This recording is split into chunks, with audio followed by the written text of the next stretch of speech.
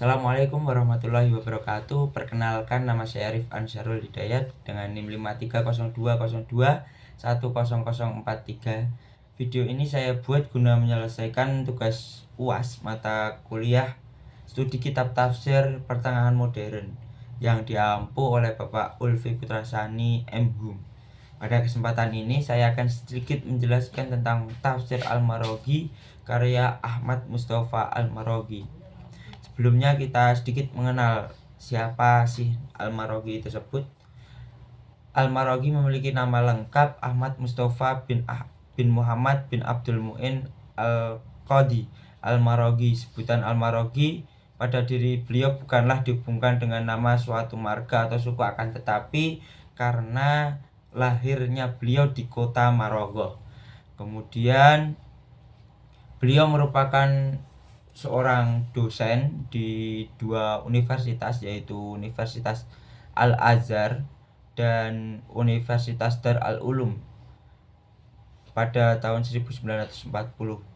Adapun murid beliau yaitu dari yang ada di Indonesia yaitu Mukhtar Yahya, guru besar IAIN Sunan Kalijaga, kemudian Masyur Zahri, dosen IAIN Antasari Banjarmasin, kemudian Ibrahim Abdul Halim, dosen IAIN Syarif Hidayatullah, dan ada yang lainnya. Kemudian karya-karya beliau antara lain yaitu Al-Fath Al-Mubin fi Tabaqut Al-Usuliyah, kemudian Ulam Al-Balaghah Hidayah At-Talib, terus Tazib At-Tawdih, Fauz wal Ara', Tarikh Al-Ulumul Al-Balaghah wa Ta'rif bin Rijalah, Mursyid At-Taulab, kemudian Al-Mujaz fi Al-Adab Al-Arabi, dan lain sebagainya.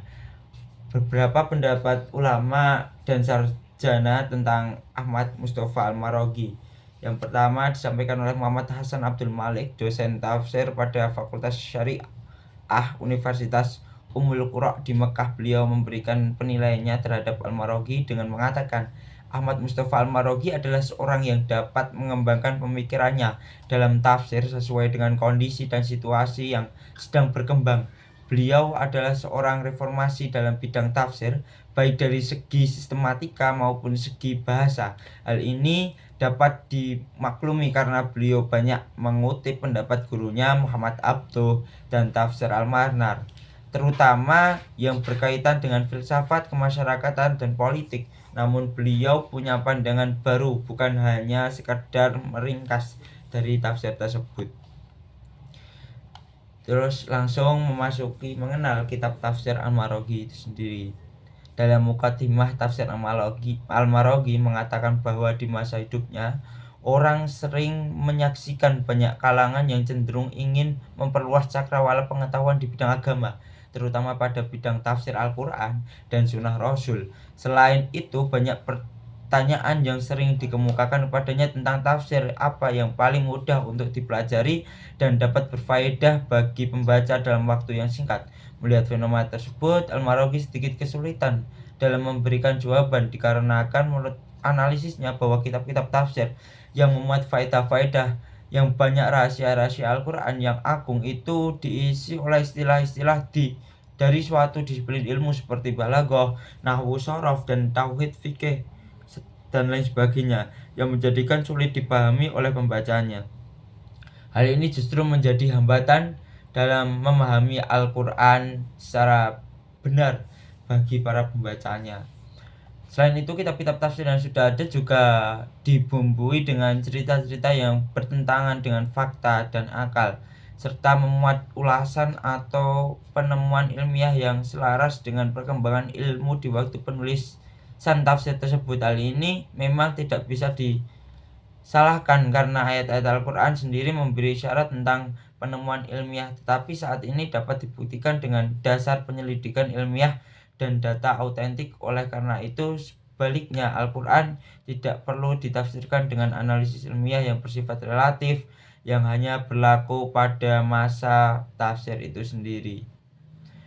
Kemudian, sistematika penafsiran kitab tafsir Al-Maraghi ini dijelaskan dalam mukadimah tafsirnya dengan tujuan agar persoalan di dalam tafsir ini menjadi jelas dan terarah.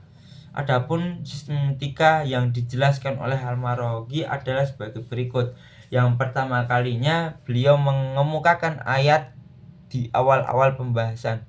Pada setiap pembahasan Al-Maraghi memulai dengan satu ayat, dua ayat atau sekelompok ayat Al-Quran yang disusun sedemikian rupa hingga memberikan pengertian yang menyatu. Misalnya dalam menafsirkan Quran surat Al-Baqarah ayat 5, Al-Maraghi juga mencantumkan dua ayat selanjutnya yaitu ayat 6 dan ayat 7 sehingga menjadi penafsiran yang padu. Kemudian selanjutnya menjelaskan kata-kata yang sulit. Setelah menyebutkan satu, dua atau sekelompok ayat, Al-Maraghi menjelaskan penjelasan kosakata yang sulit menurut ukurannya. Dengan demikian tidak semua kosakata dalam sebuah ayat dijelaskan, melainkan dipilih beberapa kata yang memang benar-benar sulit. Kemudian menjelaskan ayat-ayat secara umum. Setelah menjelaskan ayat-ayat secara umum, menjelaskan sebab-sebab turunnya ayat tersebut atau asbabun nuzul. Setelah itu menggunakan bahasa yang mudah dipahami. Kemudian seleksi terhadap kisah-kisah yang ada dalam kitab-kitab tafsir. Setelah itu mengesampingkan istilah-istilah yang berkaitan dengan ilmu pengetahuan. Dalam tafsirnya Al-Maraghi sengaja mengesampingkan istilah-istilah yang berkaitan dengan ilmu pengetahuan seperti nahwu, shorof, dan balaghah. Menurutnya apabila di dalam kitab tafsir terdapat istilah-istilah tersebut, maka pembaca akan terhambat dalam memahami kitab tafsir dan dalam memahami Al-Quran. Dan sumber penafsiran yang digunakan oleh Al-Maraghi untuk menafsirkan ayat-ayat Al-Quran dalam tafsirnya ialah dengan menggabungkan antara bil matsur dan sumber biroi, atau disebut juga dengan metode bil iktironi. Kemudian metode penafsiran yang digunakan pada tafsir Al-Maraghi ialah metode tahlili, karena dalam tafsir ini berusaha menjelaskan kandungan ayat-ayat Al-Quran dari seluruh aspeknya. Kemudian dijelaskan secara rinci dan urut sesuai dengan mushaf kedua, yaitu penjelasan ayat. Ketika menjelaskan ayat-ayat, Al-Maraghi menggunakan metode muqaran, yaitu mengemukakan penafsiran yang dikemukakan oleh ulama mengenai lafaz atau ayat. Terkadang menggunakan salah satu pendapat tersebut, jadi membandingkan antara pendapat-pendapat para ulama, kemudian memberatkan salah satu pendapatnya. Kemudian ketiga, dari sumber penafsiran Al-Maraghi menggunakan metode iktironi karena memadukan sumber bil matsur dan biroi.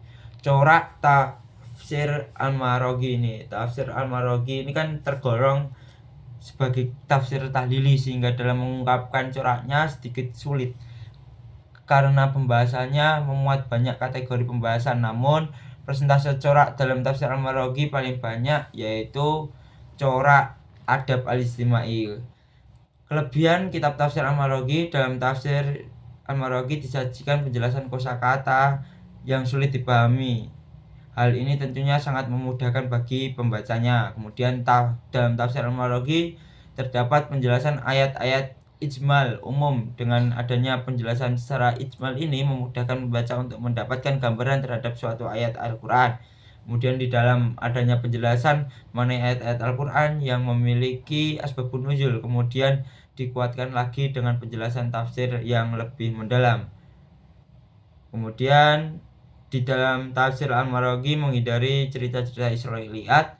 Setelah itu kitab tafsir Al-Maraghi berupaya menunjukkan kaitan atau hubungan ayat-ayat Al-Quran dengan pemikiran dan ilmu pengetahuan. Kekurangan kitab tafsir Al-Maraghi ini, Al-Maraghi sengaja mengesampingkan istilah yang berhubungan dengan ilmu pengetahuan yang diperkirakan merupakan suatu penghambat bagi para pembacanya di dalam mempelajari kitab-kitab tafsir dan memahami ilmu Al-Quran, misalnya ilmu nahwu, shorof, ilmu balaghah, dan lain sebagainya. Mungkin cukup sekian penjelasan sedikit dari saya. Mohon maaf apabila banyak kesalahan. Wallahul muwaffiq ila aqwamit thoriq. Wassalamualaikum warahmatullahi wabarakatuh.